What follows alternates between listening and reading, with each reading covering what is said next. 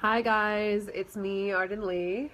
I'm going live today to talk a little bit about a topic that's been on everyone's minds this week, which is the incel community. As you guys know, we recently had another hate crime that happened this time in Toronto, where someone, I believe, drove a van into a bunch of people, killing them because on the surface, because he was involuntarily celibate, because he had a certain entitlement to sex, felt he couldn't get laid, and was so angry about this that he wanted to take it out on a bunch of innocent people and to to kill himself in the process and end his life. And so you'll notice I've titled this video today in a way that that hopefully grabs people's attention. I want them to know that in a messed up parallel universe kind of way, I absolutely relate to these guys. I've experienced rejection. I've experienced the feeling that nothing is accessible to me, and so I want to talk a little bit about how it gets that bad, that you would actually think about driving a van into a crowd full of strangers and killing them because you can't get laid, and because you think that this is the best option for you at this point. And to us that sounds crazy, of course, right? Because why not? Because we could just hire a sex worker, or there's plenty of sex that is accessible to us. But of course it's really not about sex, as we know. It's about these guys' beliefs, right? They start off feeling like, okay, I can't have sex because, well, I tried approaching that girl, and I tried approaching that girl, and I tried approaching that girl, and they all shot me down. So I guess I'm just not desirable. I guess I'm just not like a Chad, I guess I'm not like a guy who's a natural who just has a way with women. And so that starts to form the foundation of their beliefs, and it's all about our perception of reality. It's about our perception of what is true. So here's the way that I can relate to this. And to give credit where credit is due, this is from a tweet by a really lovely writer, journalist, Lux Alptraum. She's a good friend of mine. I retweeted the actual tweet on Twitter, so you can find it on my feed. I'm under Arden Sirens. But I want to just repeat it. I'm paraphrasing, of course, but basically what she says is the difference between men who feel that they don't have access to sex and women who don't feel that they have access to sex is that men begin to feel entitled, they shut off, they close down, and they isolate, and they become more and more dangerous and more likely to be violent because they feel that this is an entitlement, it's not being met, and that therefore something is wrong with the world, and they're angry because they're not getting what was promised to them. Whereas women, on the other hand, will, if they feel like they are deprived of access to sex or love or validation or whatever it is that incels are also feeling that they're lacking, women, on the other hand, typically, because of the way that they're conditioned by society, will try to be better, will try to appear worthier, will try to be more desirable, more worthy of love. And so that's why you have, on the one hand, you have women who are going off and reading all these Cosmo articles about, the 50 best ways to give a blowjob, and you have men who end up joining the incel community. And the funny thing is that when they first start to go on those two divergent paths, they're really not all that different from one another. You have a guy who's been rejected a number of times who starts to think that these rejections mean something about himself. He starts to center these rejections as the center of his experience. And you have women who start to do the same thing. And you guys who have been following my work for a while might know I'm pretty transparent about this. I was a virgin until I was 22, which I believe is also the age that Elliot Rodger was when he committed his mass shooting on behalf of the slighted men of the incel community. So so I'm like, wow, that was that bad for you, Elliot. Wow, I was a hot girl and I was a virgin at 22, and it's not really because I wanted to be, but because I I didn't feel like I was clicking where it mattered. Also, you guys, I'm making tea, so I'm going to bring you with me over here as I come and pour my tea out, because my kettle is whistling. So I'll just ask you to follow along with me if you can.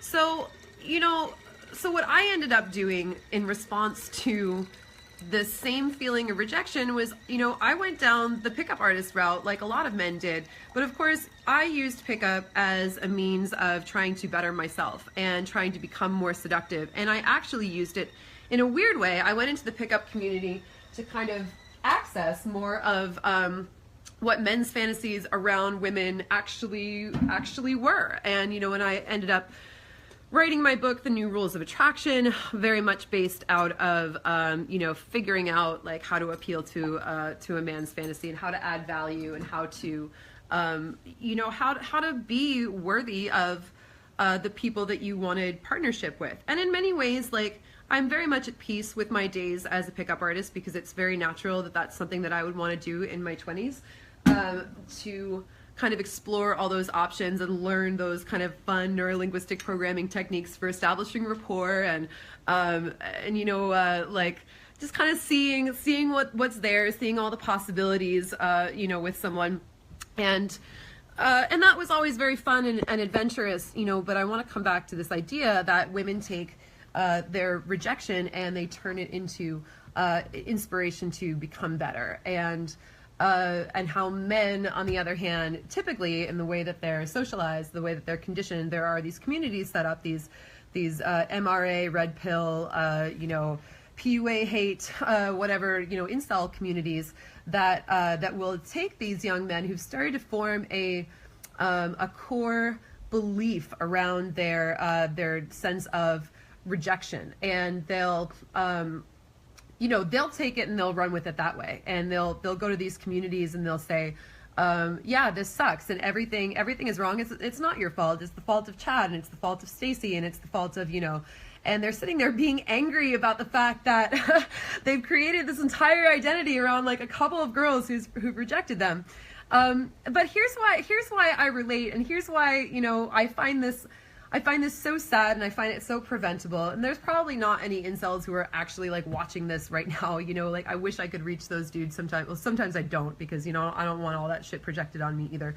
I want people who are a little more enlightened than that, hopefully, to work with me. But the reason that I bring this up today is because, my core set of beliefs didn't work for me either. I essentially developed a core set of beliefs that said, if I managed to become the kind of woman who can appeal to any man's fantasies, and who can add value to a relationship, and who can, all the things that I do, like you guys saw, you guys read my book, for those of you who read my book, if it's about, dressing in a way that inspires you and inspires other people, and going to fun places, and having like always having adventure at the ready. And it's a very fun and very like exciting way to live your life. And as I said, it creates a lot of adventure. But I actually had a problem with this belief set, because it turned out that doing all these things and, in an attempt to become worthier, was actually, it wasn't working for me. It was a faulty algorithm. And I've written a little bit about this before, and that's kind of what I want to address today, is that I created this entire operating system based on this algorithm of that if I'm desirable, if I am lovable, if I am worthy, if I'm all of these things that I can attain by becoming these external things that patriarchy tells women that they need to be. For example, be sexy, but don't be slutty, be open-minded and adventurous, but not too much so. And so, be smart, and intelligent, but not in a way that threatens people. Be, all this stuff. So there I was, putting a couple of years of my life into achieving this crazy fantasy, And there I was, you know, a non-monogamous, bisexual, published author, lingerie model. And I was like, okay, did I tick everything off did I tick all the boxes yet? No, okay, I'll start a rock band too, you know. And I did all these things, but I was really doing them for the wrong reasons. And of course, my relationships, the relationships I ended up getting into relationships with people who took advantage of me, who absolutely exploited the fantasy side of me and came on all these crazy adventures with me, but who really didn't take care of me, who didn't treat me well. And I was horribly depressed. And, you know, I wanted to end my own life at one point. And I had really dark fantasies, you guys, you know, trigger warning for all of y'all.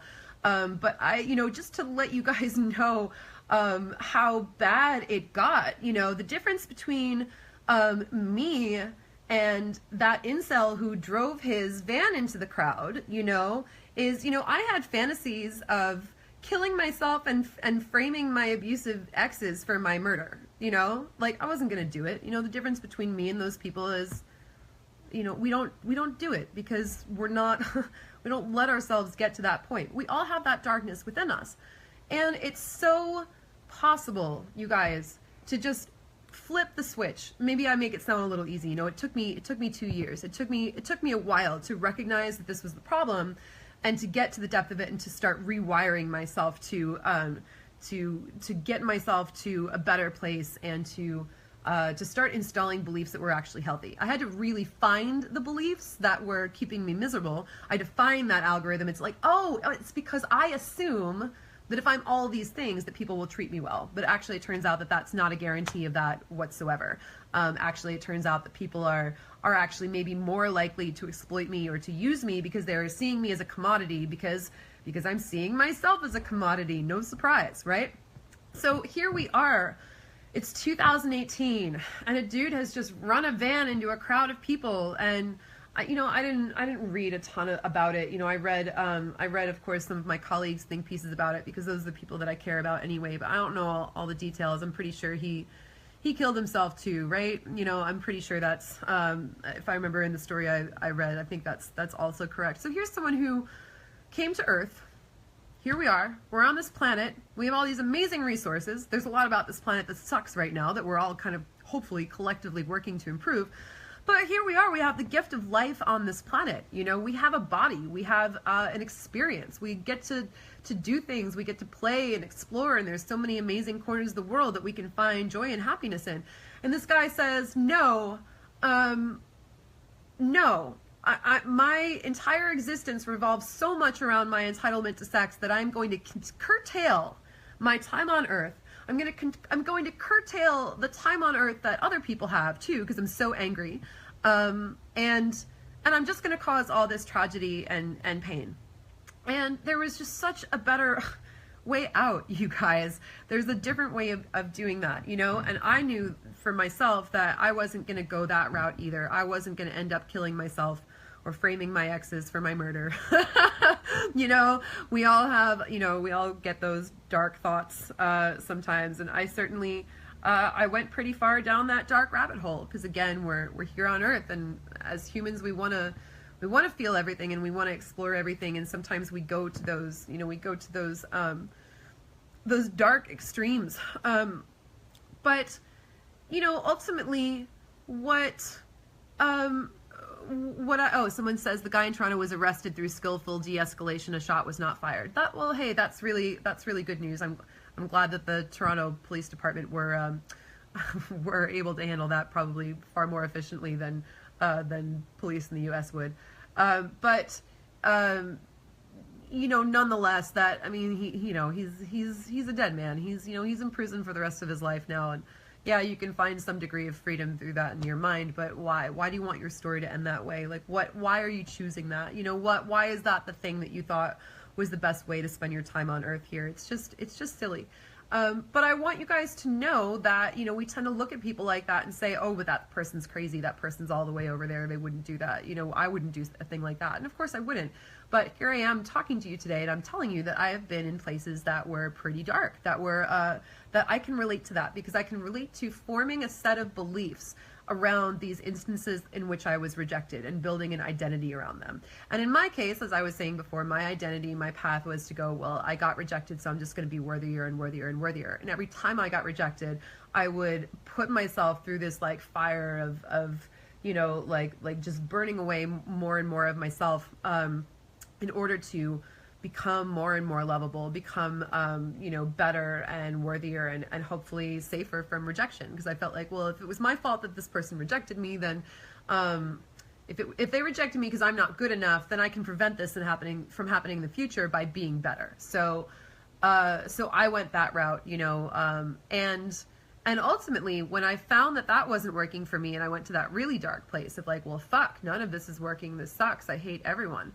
I feel like I'm being treated incredibly badly, and I don't understand why, because, you know, I work so hard at myself. I work so hard to be good and kind and valuable and all that stuff. And rather than go that really dark route, and, you know, thank God that wasn't my path out of the world. You know, I feel like there was a moment where I brushed pretty close to that.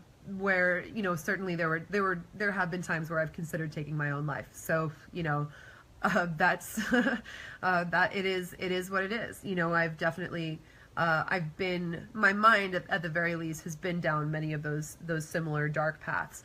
But in the end, I chose, you know, I was like, all right, let me really try and work this out before I do that. Let me at least give this a real stab. So I really surrendered everything that I knew, and I saw where my beliefs were not working for me.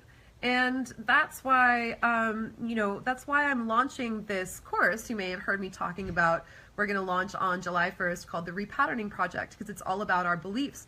And, you know, sometimes it's been hard for me to explain to people exactly what it is that we're doing, because if you could see the result, that the end product of this process, that this reshaping of your beliefs can find you, then it's almost like, you know, if you could see the amazing way that you would be and feel on the other side of it, you almost, like, you'd be there already. So in a weird way, I understand that I had no idea what kind of happiness and peace and flow was awaiting me on the other side of this really intensive belief restructuring that I underwent.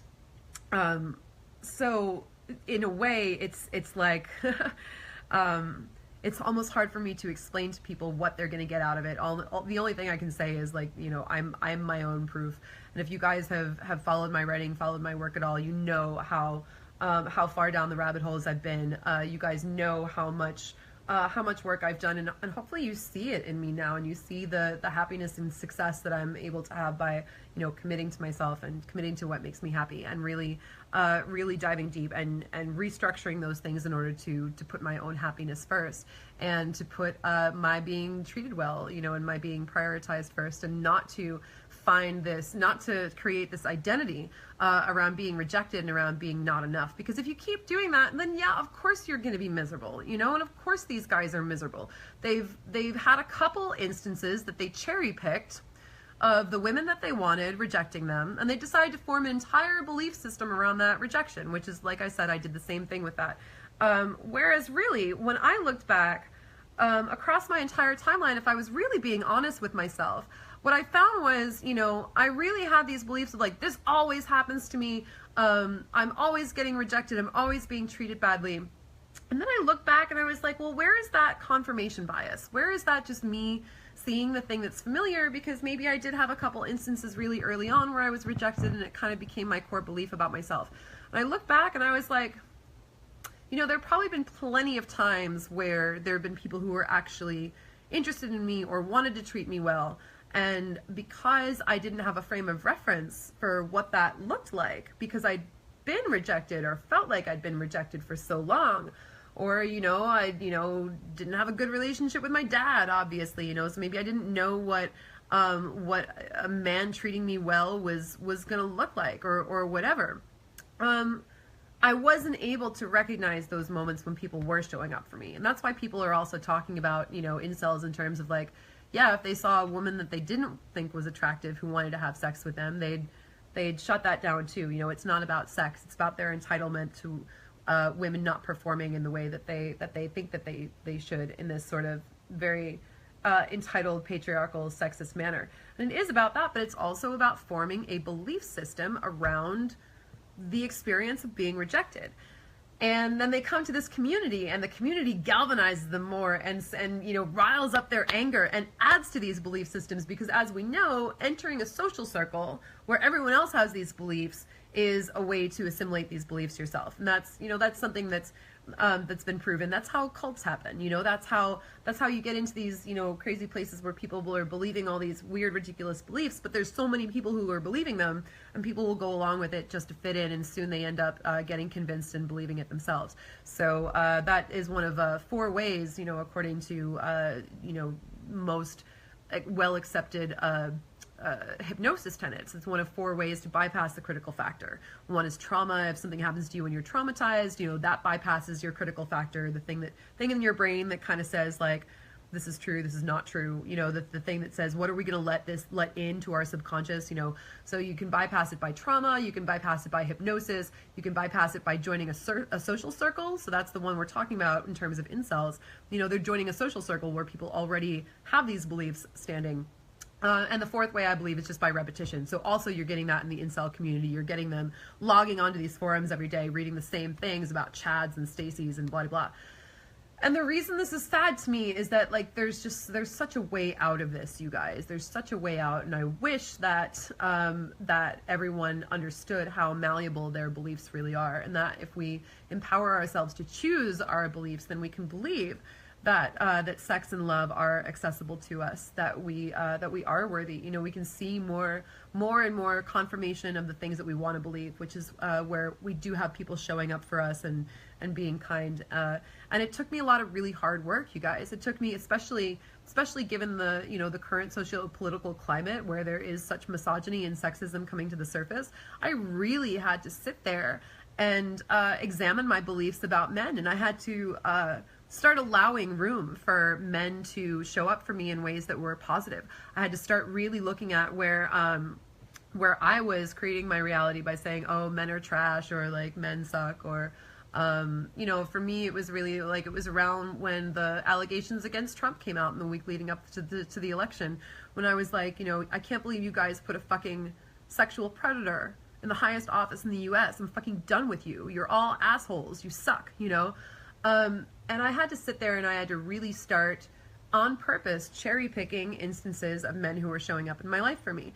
And, you know, I started with just like a couple of guys who were friends, who were good to me, some people who were showing up to defend me on Facebook, some people who, you know, were in my life, who were taking time to, you know, go to coffee with me or talk things out in ways that were really helpful. You know, people, fellow coaches like Robert Schwenkler and Michael Author, you know, and I was like, okay, I really have to start putting focus here, because clearly not all men suck. You know, not all men, you know, and I know we're sick of that argument too, you know, and I have to start, and I, you know, and then I realized, I was like, wow, one of my favorite men on the planet, my mentor, my magical mentor, Grant Morrison, at that time was actually, you know, he was over in Scotland, but he was emailing with me, and he was holding all this space through our correspondence for me to bring up all these emotions, and he was asking my opinions on things, because I was doing a little consulting for some of his writing work and comics, and I really felt heard, I felt valued, and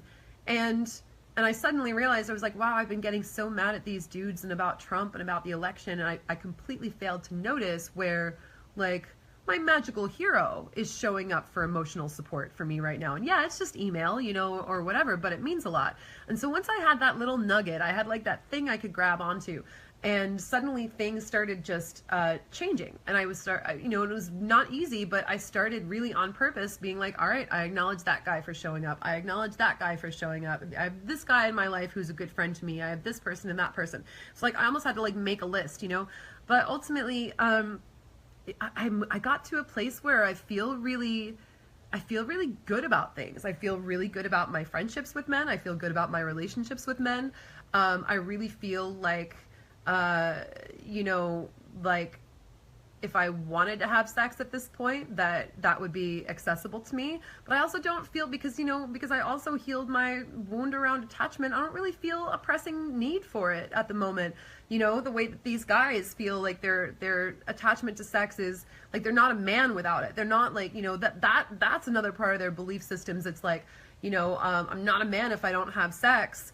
And, you know, probably half of them don't even want to have sex that badly. They just want to, you know, feel validated. And there's probably an unconscious block there too, keeping them away from sex, because, you know, as we've been saying, they could probably easily have sex just by, you know, connecting with the people who are there that they want to connect with, and dropping their entitlement and relating to people in an honest way. They could get everything that they say they're looking for, but it's completely their beliefs that are fucking them up.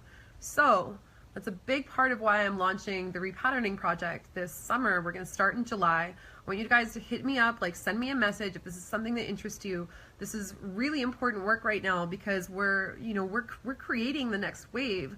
We're creating the new paradigm right now as we speak. You guys have seen all of the changes that have been coming about in our culture, in our society, and having a set of beliefs that serves you is going to be more important than ever. So, you know, it's just stuff like this is so preventable, you guys. You know, I don't think there's anyone who's watching this feed right now who's considering driving a van into a crowd full of people. I don't think I don't think people like that tend to follow me anymore. But it really, I really want to acknowledge that. You know, that could have, it's not that could have been me, but I want to acknowledge that I've been at that place where you're creating an identity based around the people who have rejected you, and that you're creating an identity that is based in that rejection, and also that that identity, when you really let that run your life, that belief system, then yeah, it will take you to some really dark places. And I have 100% been to those dark places, and I get it.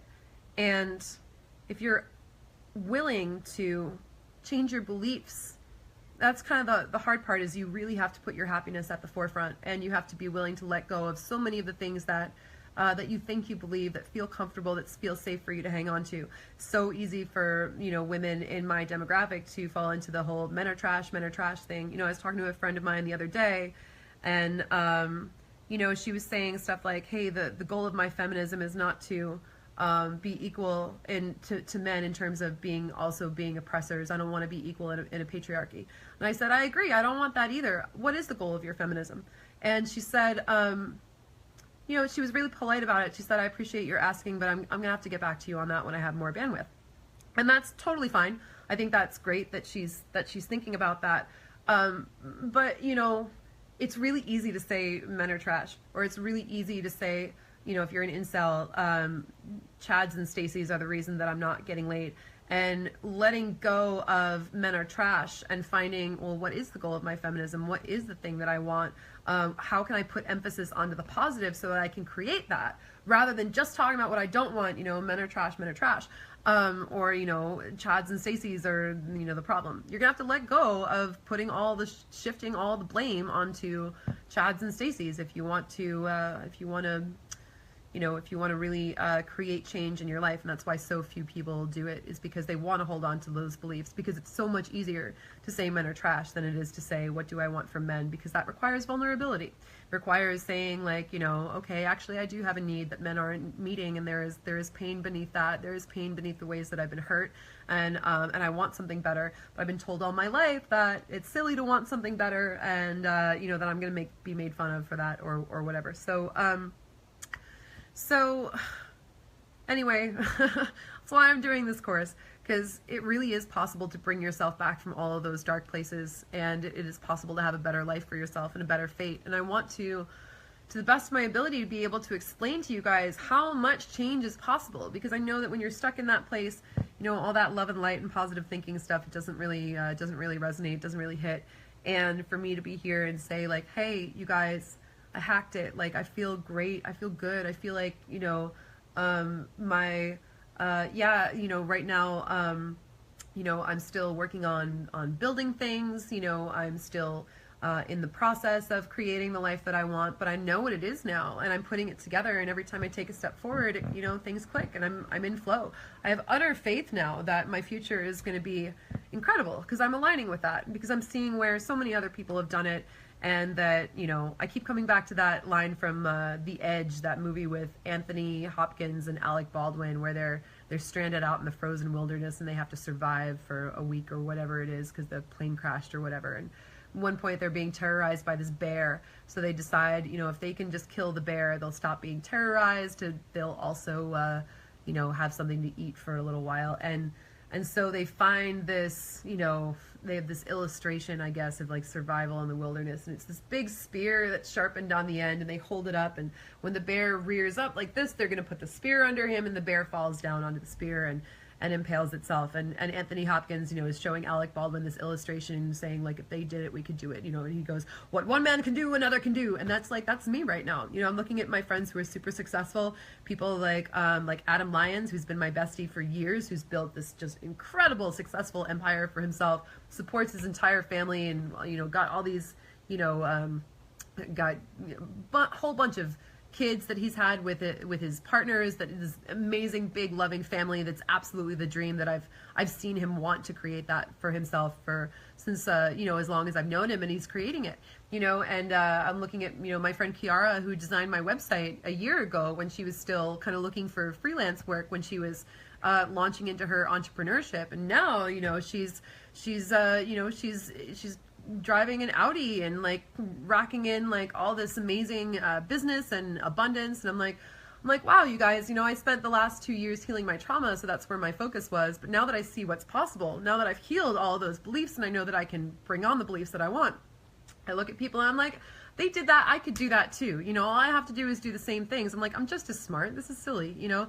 So now, you know, I'm really creating the life that I want for myself. I feel this amazing sense of hope and the sense of possibility, and everything that I do right now is like, it's going through. It's like there haven't been glitches, because I'm really aligning to the things that I want.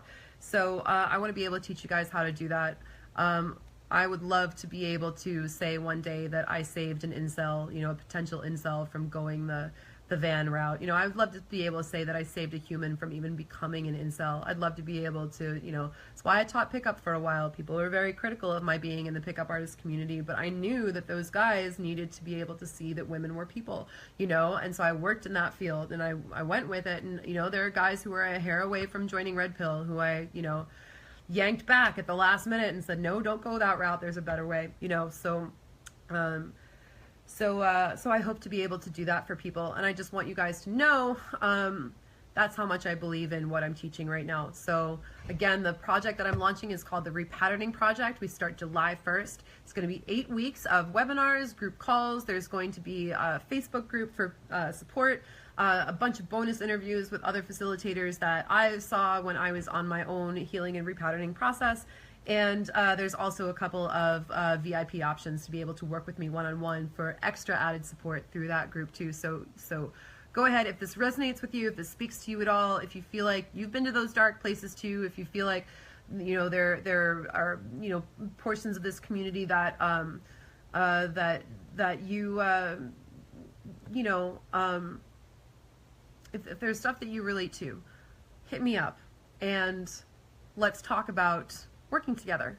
Let's see if we can make that happen. Like I said, I put a couple different price tiers up for people. So depending on your level of commitment, depending on your level of financial, you know, ability at this point, of your aptitude to where you want to be able to join, I really wanted to make it accessible for people. So, yeah, hit me up, you guys, and you know, just remember it. Yeah, everything looks. Everything looks like super great on the surface now. You know, you guys, some of you managed to follow me throughout some of the dirty work. But I just want you to know that that I've been there too. I've been in those super dark places. I've been in places where I didn't want to live on this earth anymore either, because I really thought it was that bad. And I had that worldview that, you know, is unfortunately kind of relatable to what these men who feel entitled and yet disenfranchised at the same time. You know, they're just not claiming their personal power, and that they're, you know, it's sad. It sucks.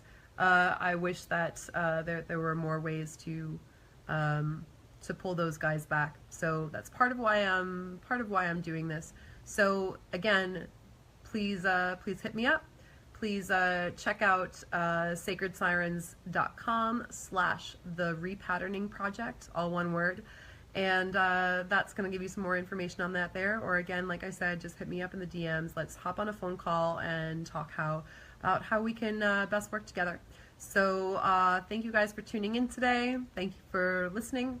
And I'm going to be live a lot more often as we are leading up to this launch. So stay tuned. There's going to be a lot more real fun chats and discussions and content. And I'll talk to you guys soon. Thanks so much.